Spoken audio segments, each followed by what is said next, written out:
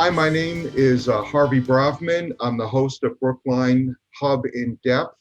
I'm a video producer, filmmaker, and publisher of the nonprofit online publication BrooklineHub.com.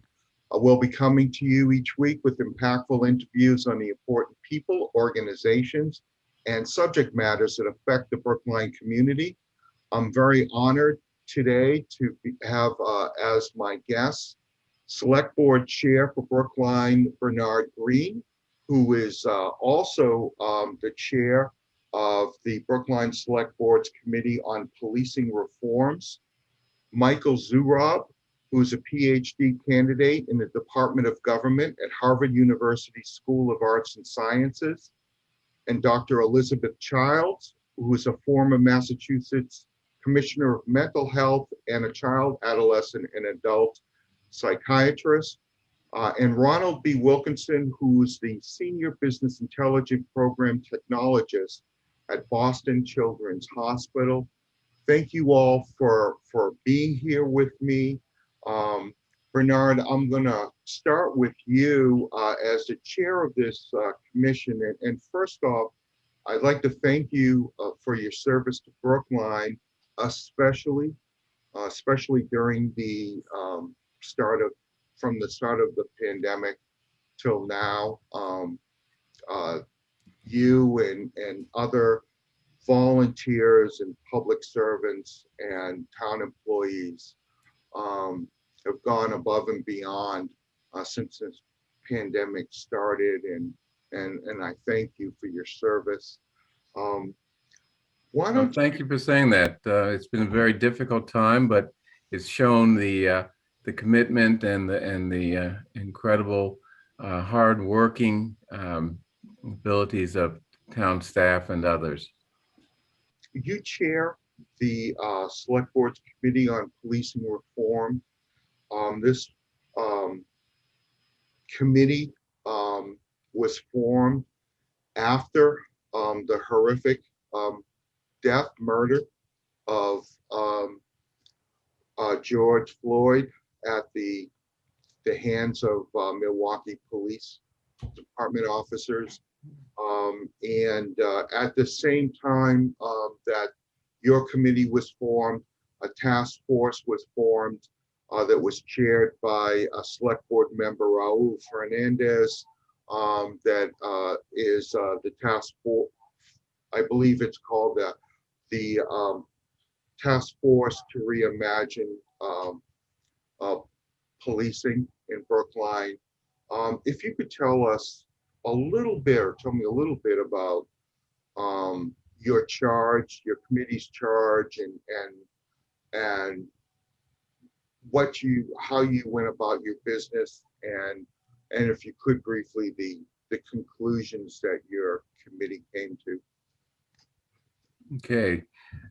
The committee was set up to look at policing from the standpoint of what reforms to the department would be appropriate to improve the department. I mean, the presumption was, Brookline Police Department is not a bad department in any sense.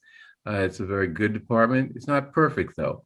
And, the idea was to find or to determine, what improvements can be made to make it even better. And this is really the continuation of actually 3 decades of efforts in Brookline to evolve and reimagine the police department into a department that reflects the sort of progressive ethos of the town. We've been working on this for a long time, and especially with the coming up to Brookline of Chief Dan O'Leary, we've been really accelerating efforts to develop the type of department that can minimize. You can never reduce or eliminate, but minimize the risk that the department would have incidents of misconduct that are like the ones we see on the news.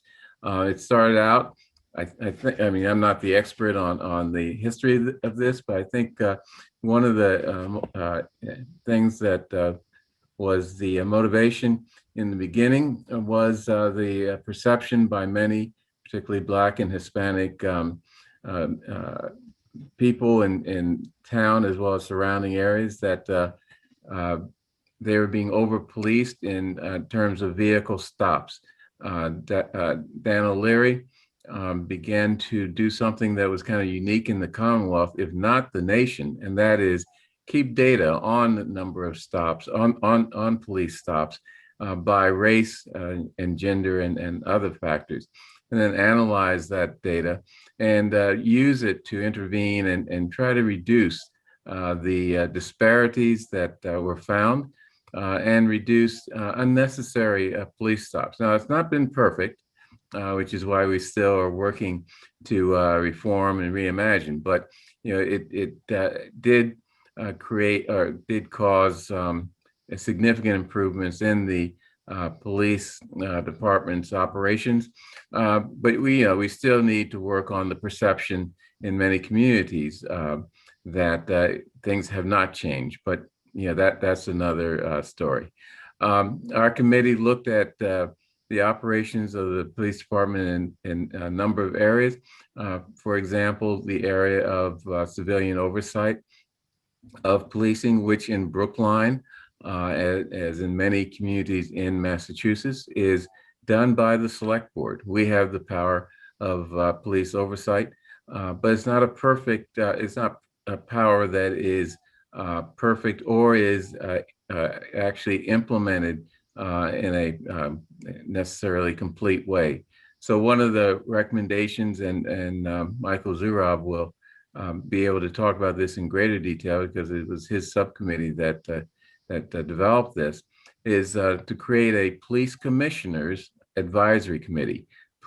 Calling it police commissioners advisory committee because the select board is the police commissioners of the town of Brookline. It gives us significant powers, not over the day-to-day operations of the police department, and that's actually an important point, but over the general policy direction of the police department, the hiring, firing, and disciplining of officers and other things. So the police commissioners advisory committee is set up designed to assist the select board to exercise its powers and to provide a forum for citizens to speak their mind with respect to how policing in Brookline is done. That's among other ways through a new police or citizen feedback form that Ron Wilkerson actually thought up and devised that makes it easier than filing a formal complaint for citizens to express their experience or make their experiences with police encounters or interactions known to the town so that we can review and analyze those interactions and make whatever changes may be necessary. Let's see, Elizabeth Childs I asked her to participate in this program because her subcommittees dealt with another very important issue, and that is the belief in many parts of the community that police are called to do things that other people like social workers or other social service workers are better trained to do. Now, there's some truth to that, but there's some untruth to it in the sense that many of the calls that we send police to really are so potentially risky that they don't really lend themselves to a social worker or some other clinician being the sole party responding to the call. But what we can do and what the Brookline Police Department has been doing for quite a while, including with an in-house social worker that we have, is to where there's a call involving a mental health crisis or a substance use crisis, the police department will go out using its skills in de-escalating situations and its knowledge of how to deal with these situations because of his crisis intervention training and other training, to stabilize the situation, then give either a social worker or a social worker in the police department an opportunity to do follow-up, or in a situation where it's really an emergency, to call in a service that we have that's available to Brookline called the Boston Emergency Services Team, to come in and provide assistance so that the person that's having the crisis can be, their issues can be addressed, not necessarily long term, but at least in the immediate time frame. So, Elizabeth's subcommittee worked on those issues, and she has a lot of very interesting ideas that hopefully we'll get a chance to talk about here. And before we go, I'd like to sort of talk about the makeup of this committee. I intentionally organized the committee to include both racial and gender diversity, but also diversity of life and professional experiences, and a diversity of viewpoints. I call that creating creative tension in the deliberation, so that no one gets into, or no one engages in sort of preconceived ways of thinking, that everyone's ideas can be challenged, so that we reach a better understanding of the issues that's not based on maybe our own biases or our own life experiences. So our members included individuals who have had negative experiences with police, and a member of the police department. It included individuals who are deeply involved in Democratic politics and deeply involved in Republican politics. I'm a Democrat, but I'm willing to listen to the other side even there, as long as they're not really off the wall. But individuals who are ardently secular, and then individuals who are involved with faith institutions that inform their approach to policing reform, as well as other things. And of course, individuals with technical and research skills and understandings that I don't have, including people doing current academic research in policing, and individuals with a range of professional experience and expertise, including a lawyer who has litigated civil rights cases against police, a retired judge who has presided over such cases, and lawyers long involved in social justice litigation and client services. And as we have here on this program, a former commissioner of the State Department of Mental Health. So, I think that variety and diversity of experiences, viewpoints, and approaches, really made our committee able to look at the issues of policing, from a variety of standpoints, and maybe, hopefully come up with the type of recommendations that wouldn't otherwise we wouldn't otherwise have come up with. So. Dr. Childs, in going over the Reimagining Police report and interviewing Select Board Member Fernandez, a lot of their conclusions centered around when social workers, in their view, should respond to situations, and when it should be a police officer. And it seems like what your committee worked on, and what your expertise is that exact question. Do I have it right? Yes. Thank you, Harvey, so much for having us on here. And it's been a real privilege to work under Bernard on this committee, and to work with all my colleagues there. It's quite a wonderful group. And I had the privilege of working on the mental health and substance misuse, substance abuse disorders. I think it's important to remember that what we need to think about is what will work in Brookline. There are lots of models around the country, but we're focused on Brookline, what would make our community live and work better together, including all those people who do need assistance for mental health or substance abuse. And the Brookline Police get about 3 to 4 calls per day for community intervention. One of those calls per day is for mental health evaluation.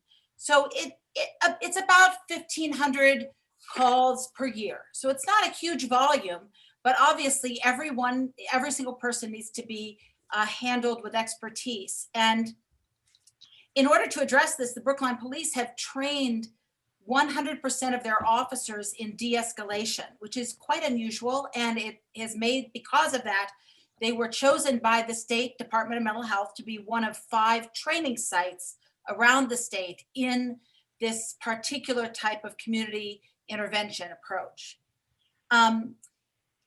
We do have, as part of that, one full-time social worker embedded in the department, but that person is spread very thin, as you can imagine. And the idea of expanding that would be a good idea, not only because it would be more expertise available immediately to the officers, but it also helps set up programs afterwards. And then the officers have a very good relationship with the Boston Emergency Services Team, BEST, which is one of the 21 mobile crisis teams across the state who respond with a master's level clinician within an hour to evaluate a person and then facilitate their disposition and aftercare. So that linkage is very strong in Brookline. And truly in Brookline, the crisis response front end is not our biggest problem.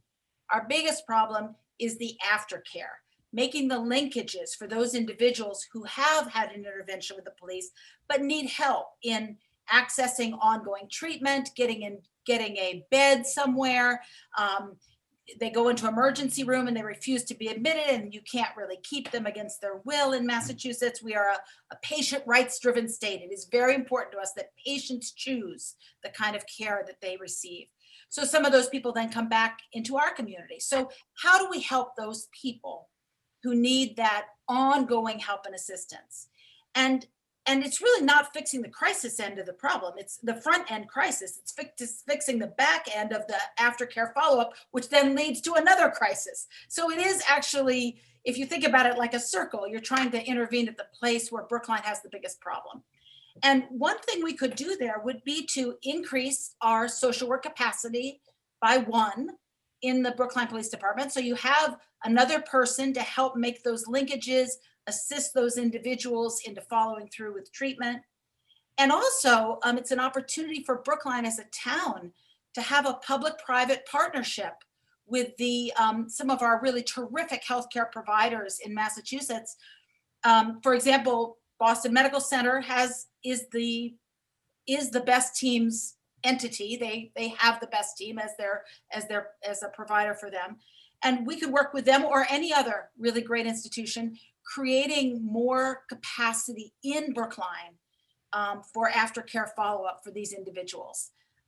As you probably know, Harvey, the failures in the mental health system are due to difficulties with access, follow through. They are caused by many complex factors, but our police department end up being the first and last responders because of the gaps in the existing behavioral health system. And so to think about them not being there would actually pull one of the supporting beams of the whole behavioral health system out. I mean, how many times do we call somebody and we hear, if you cannot reach me or get an answer, call 911. That's what medical doctors do, psychiatrists do. In fact, about 1/3 of the calls that the Brookline Police get are from mental health providers asking for help with people that they are worried about. So it's quite important that we keep our police in the loop of that first responder crisis element. And then there are the issues of dangerousness. I mean, there are some cases where you really, even no matter what the system is, when somebody has the risk of being violent, aggressive, medically unstable, needing an ambulance, or is unwilling to cooperate with an intervention, the police are involved for any system around the country. Dr. Childs, so would the social worker then go on the call with the police officer? Is that how it would work? If it is safe, yes. If it is safe, the social worker can go, or the social worker can go and hold back until the police officer has made sure that the situation is stable. It is not responsible or realistic to send a social worker into a situation where we don't know if there could be an unregistered firearm, for example. That's just that's not what social workers are trained to do. And so we need to make sure we also take care of our staff, that they're protected as well. And Ronald, with you, explain a little about your role in this. Senior Business Intelligence Program Technologist is all I've gotten from that is that I'm totally intimidated. Yeah. Okay. So I've known Ron for a long time, and I don't know what he's. Yeah. Okay. No, it's a mouthful. I mean, think of it as a data scientist. We analyze clinical data and some operational data to try to come up with ways of improving operations to aid clinical research, to aid quality management within the context of Boston Children's Hospital. That's basically the idea. So it operates out of the information technology department, and it makes use of something we call our data warehouse, which is a consolidation of data from many different clinical and operational administrative systems. And we try to do things like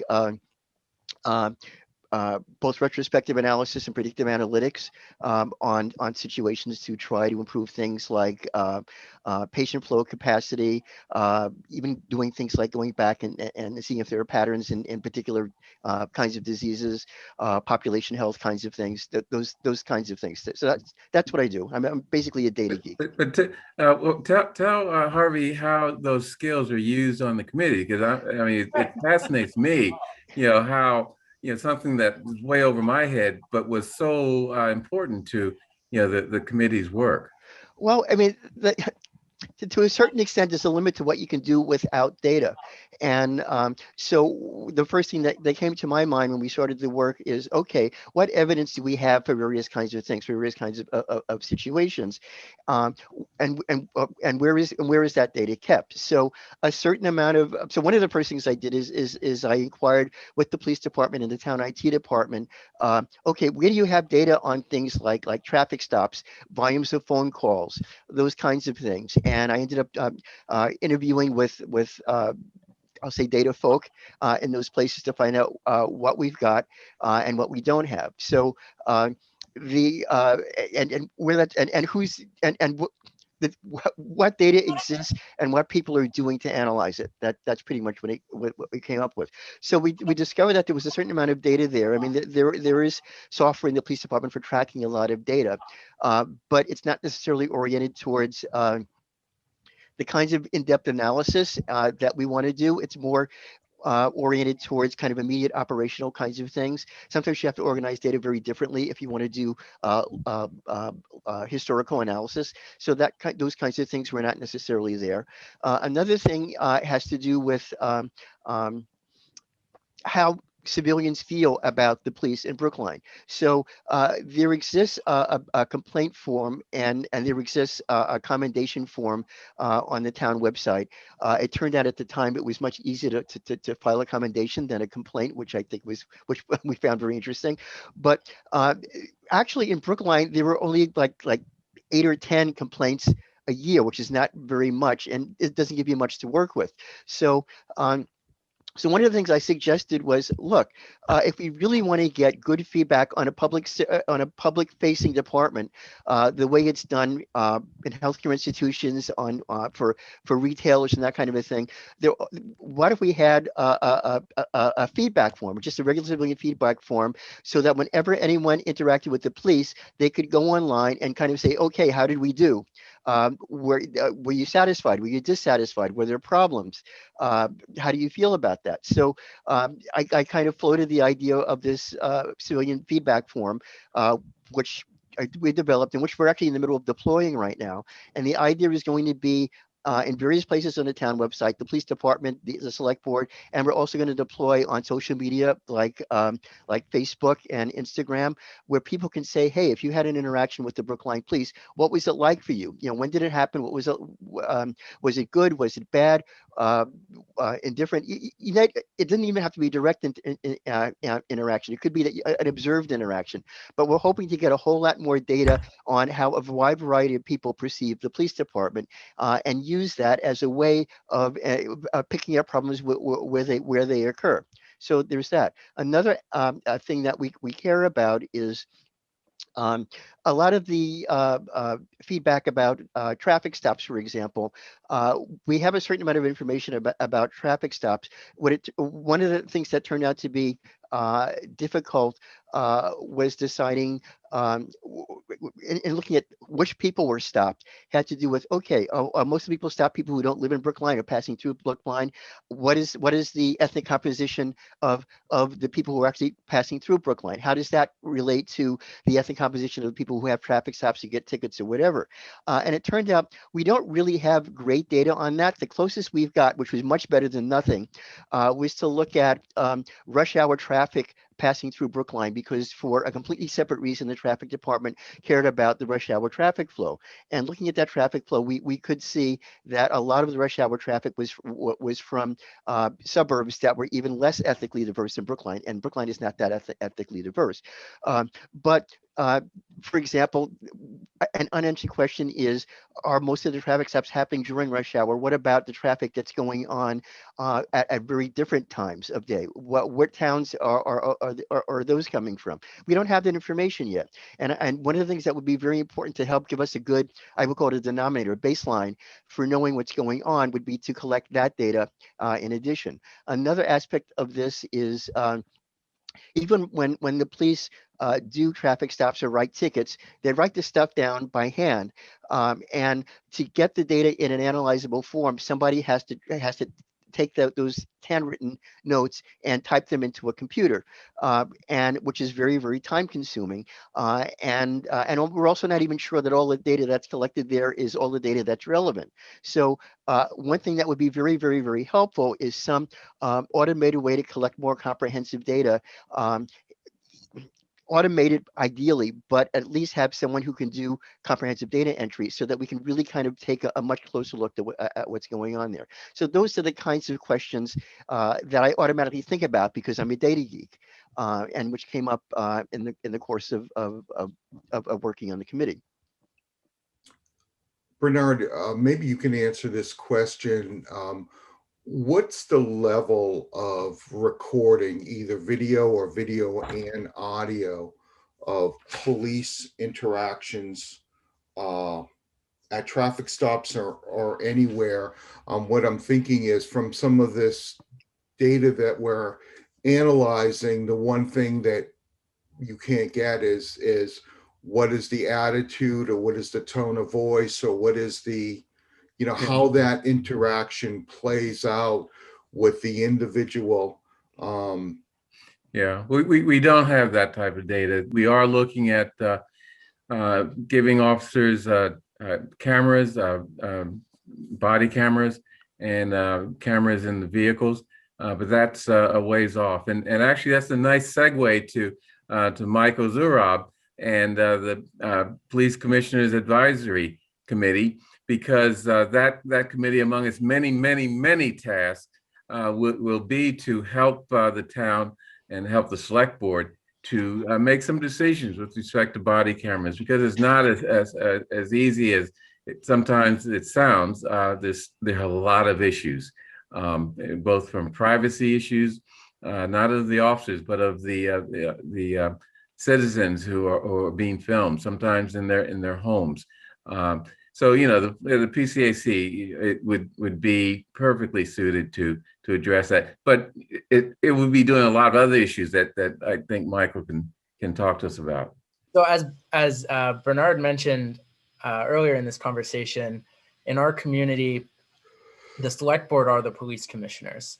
State law puts them on the top of the hierarchy, on top of the police chief, who they basically choose to hire and fire if so needed. They're the boss of the chief. They implement the policing policies under state law. The police department can't institute policies without select board approval.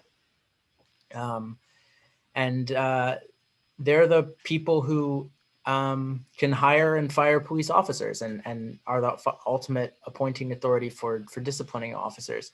So in our community, the select board, they are 5 directly elected civilians who are tasked with overseeing the police department.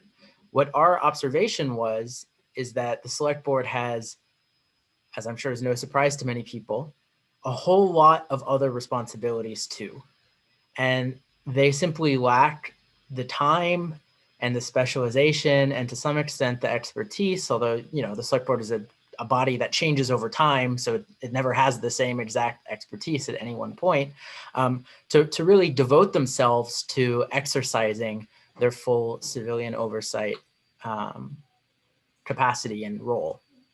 And so we devised the PCAC with, a pretty extensive charge basically to both provide a liaison role between the public and the police department, to be a group of people who are not police officers, but who are deeply engaged with policing issues and also deeply receptive to feedback from the public about their concerns and perspectives. And also to sort of, be umpires or ombuds people who are really actively overseeing policing policies, studying what the police do, what other communities do, and formulating recommendations to the select board in order to implement those policies as necessary. And so, there are a variety of different ways in which this can happen in practice. In Massachusetts, as in many places, a lot of how policing is done is shaped by collective bargaining with the police union. And so one role that the PCAC has is to actually think proactively about what the town wants to achieve in those negotiations with the police union. What changes to the work environment for police officers, for example, to police discipline, or to something like body cameras, to echo that example that Bernard mentioned. What exactly do we want to achieve in those negotiations? And what does the public want us to achieve in those negotiations? And the PCAC would have a role in thinking proactively and hearing from the public about the priorities that the select board should bring to the table, so that we are, really being thoughtful in how we can implement changes to policing policies. So that's just one example. Another way in which the select board plays an important role as police commissioners is that they have a very important role in seeing or overseeing the civilian complaints process. So in our current complaints process, the select board is involved in a few different ways. They appoint people to review the process regularly. They are supposed to help publicize the process, and they are the mechanism for people appealing complaints that they feel were investigated improperly.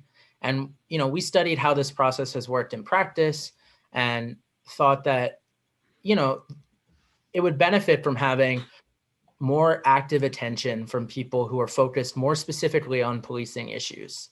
By the time that the complaints would get to the select board, they would basically get an investigation from the police department and a report, and that's pretty much what they had to work with. And we thought that by having the PCAC involved and involved at an earlier stage in the process, that would provide an additional kind of independent perspective on how civilian complaints are overseen. And so the PCAC would have a role in reviewing complaints, basically. Not only reviewing them from patterns after the fact, but also reviewing the investigations while they're happening to make sure that all the proper evidence is collected, that the investigations are done in a timely manner, and that the weighing of evidence seems fair. And if the PCAC determines that none of those, if the investigation was inadequate for whatever reason, they can instruct the police department to make changes to that investigation. And if that's still not satisfactory, they can tell the select board. And the select board, as this discussion as I mentioned at the start of this discussion, the select board really formally is the boss. And so if it's necessary, the select board can hire an external investigator and just do it like that. It may not, in many cases, require that kind of external intervention. As Ron mentioned, we have relatively few complaints against the police department every year. In 2020, there were 2 complaints. In 2019, there were 8 complaints. And in 2018, there were 2 complaints. So we're really not talking about a huge number. A lot of those complaints are about rudeness, but not all of them. Some of them are about more serious things. But the point here is that when it is necessary, in the judgment of these, not police officers, not town employees, just residents of Brookline who care and are interested in policing, to have an independent investigation, they would make that case to the select board, who are our directly elected police commissioners, and the select board would have sort of that perspective to help guide them in their decision making. So we think the PCAC is a really important and concrete step forward for improving public input and civilian oversight over the police department. It would be kind of both proactive and reactive. Reactive in the sense that it reviews complaints of misconduct against the police department and ensures that they're handled appropriately. And proactive in the sense that, this is a group of people who see themselves and are responsible for studying what the police do and formulating effective policies to mitigate bias in policing and ensure that policing is done properly. And that can involve a lot of different things. It can involve attending training. It can involve surveying or interviewing members of the public or members of the police department, working with other town staff, studying what other departments are doing, and so on. But this is, I think, a necessary and important step forward in how the governance of the police department is done. And I think it is appropriately tailored to the issues in Brookline, where, just to kind of begin or end where I started, the select board really formally is on top. They have the power to oversee the police department, and occasionally, in some ways, they do exercise it. But in practice, they have a ton of other issues to oversee: housing, economic development, various personnel issues, planning and zoning, the environment, and so on.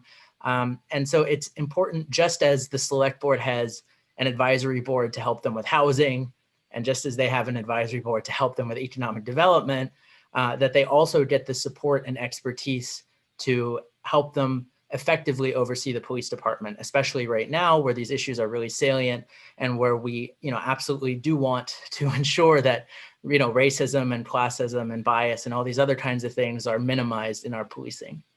Can I just add one thing? Michael talked about the sort of low-level complaints we receive. And one of the great things about the PCAC is that it can actually intervene at the point that a complaint relates to something fairly minor, and set up processes to ensure that this problem doesn't escalate into something really, really bad. And I can think of a few examples that I've had to actually deal with over not just with the police department, but over the years, where people say things that are just not racist necessarily, but are just inconsiderate. The type of, maybe locker room type comments that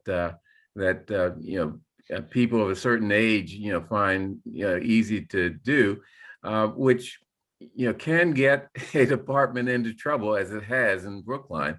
But with the PCAC, they can identify these small problems. It may not even result in a complaint. Maybe some feedback in Ron's feedback form, and actually intervene and say, we need some training, not in some fancy anti-bias stuff, but just alerting people to the fact that the type of talk that sometimes occurs around the station house or whatever is not appropriate and should stop. Many times people don't even realize that it's not appropriate, and it's not just police; it's all of us.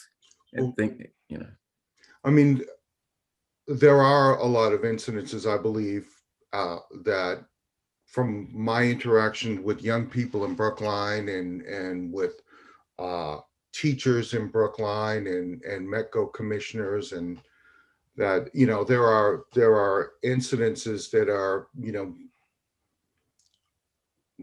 what I would consider more than minor. And this is either for you, just if I could just get like a quick answer to this. So with this PCAC, Police Commissioner Advisory Committee, would the, if someone has an issue with a police officer or officers, would they go to the PCAC first, or would they go to the police department first, and then, you know, if they have an issue, then go to the PCAC? Yeah, so we have it set up so that they can go to either place. They could also go to the diversity office. There are and frankly, you know, in the stat, and right now they can go to the select board as well directly if they want to. So that all these different places can accept complaints, and all of those different offices would have a role in making sure that they're addressed appropriately. So if it's a police issue, the police department has a role in making sure that the misconduct is corrected. The PCAC has a role in making sure the misconduct is corrected. And also the diversity, the Office of Diversity, one of the other proposals that we've come up with is that the Office of Diversity should, the town should give resources to the Office of Diversity so that they can provide a staff person, a liaison, who can assist people in filing complaints against police officers.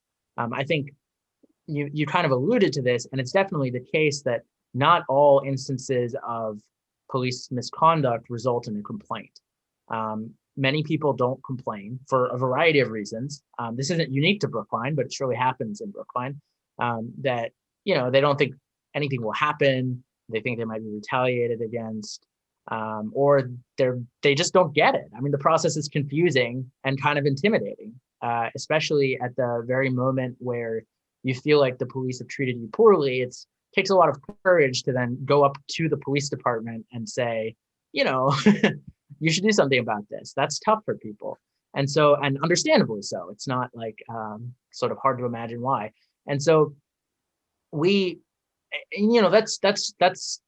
a challenging situation, but we did develop some concrete recommendations to at least try to mitigate those problems. Ron alluded to this, but one change that we got and is already been implemented is that now you can file a complaint against a police employee online through a web form, whereas previously that was not an option. You had to print out a form and hand deliver it, or you had to show up to the police department, or if you knew that you could, but I doubt most people did, you could show up to the select board's office and file it there too. Now we have a process where you can file it directly, on a phone or on a computer without leaving your house. And especially during the pandemic, that there are lots of reasons why you might want to do that. But that at least lowers the cost of filing a complaint. And then also we think that the diversity office should support people who file complaints by providing them with a person we're calling a diversity liaison who, helps them articulate what their complaint was, explain the kind of confusing complaints process, or sometimes confusing, and participate with them at interviews about, the process if they want that to happen. And so, this isn't going to solve the issue necessarily that you mentioned, but at least it's some concrete steps that make it easier for folks who feel that they've been treated inappropriately by police to raise that feedback with the department so that it's sort of identified and corrected. Yeah, I'd like to sort of emphasize the small complaints, because that's where you need to intervene and nip things in the bud. And the brilliance of Ron Wilkerson's community feedback back form is that this is going to be where the small issues are presented to us, because many of these complaints that people will have, you don't go through the formal complaint process because people have other things to do and they're busy. They don't want the hassle. But the feedback form gives people a really easy way to say, I was stopped and there's nothing really wrong except the guy had on his lights constantly, and it really brought attention to me. I didn't like that. I mean, just things like that may not seem important at first blush, but do represent something that we should intervene and fix, or just tell people to stop doing. And the feedback form gives us the opportunity to do that. I've never said this publicly, but I was on the receiving end of what I believe was some police misconduct, and it was I filed a complaint, and I can tell you, I know a lot of people in Brookline. The first person I called was Mel Klechter, the town administrator. Not everyone in Brookline can call a town administrator, even know who he is, and have them actually talk to him. And I was so rattled. I was in tears, and I was on the street in Washington Street it just happened right near the police station. I went to, I didn't know if I was filing a complaint. I just knew something really bad had happened. And I can tell you, being someone who's perceived as white, I'm Jewish, so I say perceived as white. White supremacists would disagree with that, but it was so difficult to make that step, to say something about it. And then I also reported on something where an off-duty officer intimidated a group of students of color, and the ex-wife of the officer was in the car and started hurling racial epithets at the students. And we reported on that, but it was a case of the students didn't want to say anything, and their social worker at the high school for Steps to Success contacted me instead of the police. So coming to the police is so intimidating. I was raised to be respectful of the police, even though I felt like I was, what happened was I rented an office, and the person who was in the office next to it thought that he was going to rent it, and I paid $3,000, and I made an agreement with the landlord, and I'm a man in khakis and a dress shirt with a tape measure measuring out this new office, and the person next door told me to leave. I didn't want to leave because I paid $3,000 to be there. And it was about 4 doors down from the police station, and about 7 or 8 police officers ran in and dragged me out. They didn't drag me, but they physically intimidated me. And when I tried to call the town commissioner, a town administrator, they told me they would smash my phone if I didn't put it in my pocket. And I was on the street, and they were around me, and I don't think they were gonna strike me, but I was scared, and I was also embarrassed.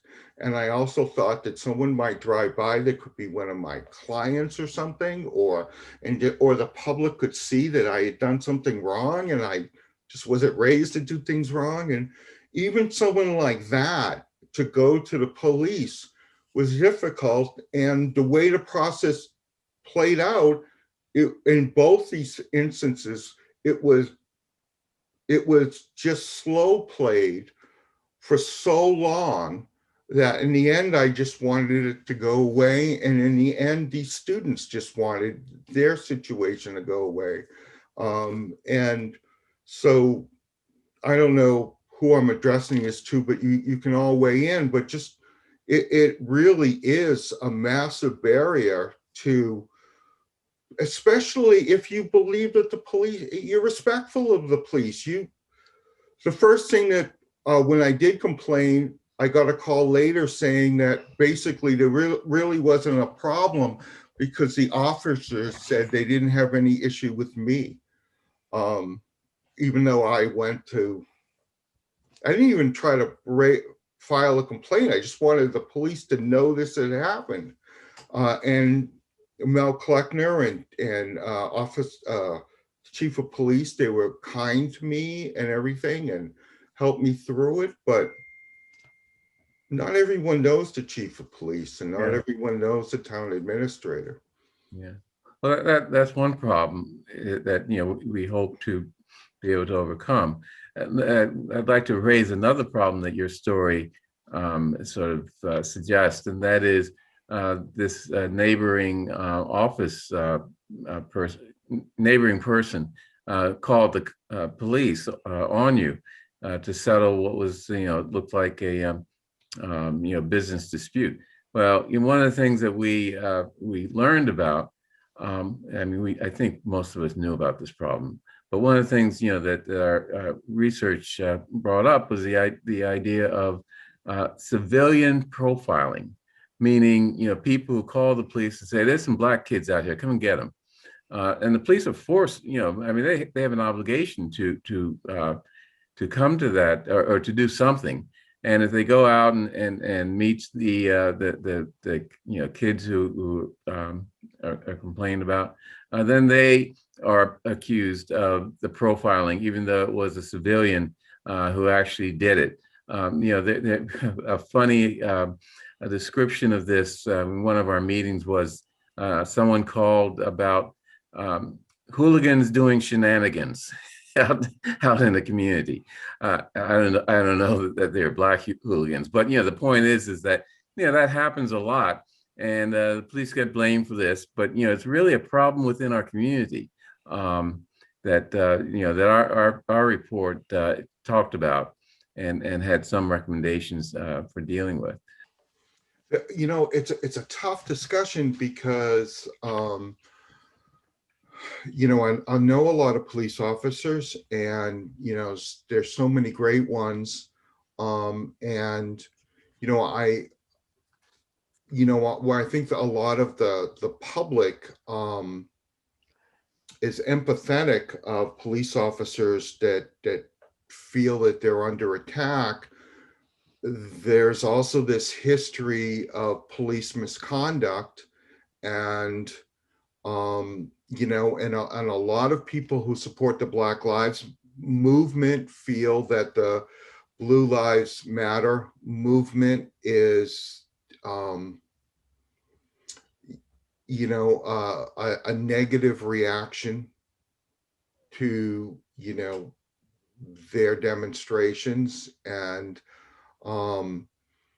so it's a difficult discussion. Dr. Childs, just want you to weigh in any way you want to. Well, I thought your story, Harvey, was really important because it talks about how much courage it takes as a community member to step forward to make things better. And I think that everybody in the community these are our police, right? They're part of our community. So it does take, we do want to make it easier for people to step forward and bring up things that could really be better in the police, because we know, and the police know, that things can be better. That was one of the things that came out in the survey of the police, is that many of them had many excellent recommendations for them to be a better department, for them to be a better force. And I think that culture of we can do better is, we want to hold on to officers who embrace that. Like, we're not perfect. We are imperfect humans trying to help other imperfect humans. And we know that. So yes, there are police that should be held accountable. And we should there should be no question that we hold people accountable who are doing things in a biased or unjust, cruel way. They should go. But there are a lot of people who are trying their very best. And I think we want to see that on both sides of the community, both in the community itself and in the police department. And that's why it's so important that the community and the police work together to move the police forward. And the police if their morale is, if they only feel attacked, then why would you try to be better, right? I mean, how do we help people get better? We help people get better by embracing them as you can do this better. You can do this better. And we will work together to do it. And I'm not talking about not holding people accountable. I mean, the rogue cops, we need to hold them accountable. That's not acceptable. It's just not, it's not human dignity. It's just basic human dignity. You don't treat people like that. But the vast majority of the cops in Brookline, at least, really want to do a great job for the community. Many of them grew up here. They want to give back. When you actually look at the police survey and then you look at some of the task force stuff, it's amazing how much synergy there is with that perspective. So I think it's a bit of trying to help the community understand that their role to play here is to help bridge between what we do. And actually your example is so powerful because here you are in the throes of something that's incredibly frightening and embarrassing, and you're like, I don't know what to do, and I'm trying to get help here. And it takes a lot of guts to like make that call. Thank you, Bernard and Dr. Childs and Michael and Ronald for joining me today. This was a great discussion. We're going to be talking a lot more about it. If you want to hear more about the discussion, there'll be another part of this, and you can go online at BrooklineHub.com and you'll hear the entire discussion. Thank you for joining us.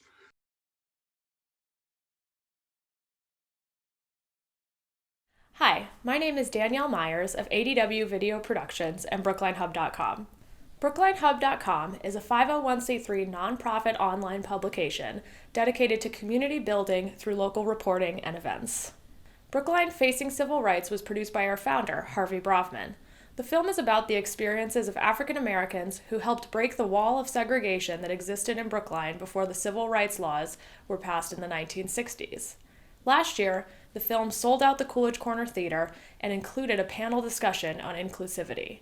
You can stream the film and the discussion on BrooklineHub.com in exchange for a donation to the Brookline Community Foundation's Safety Net Fund.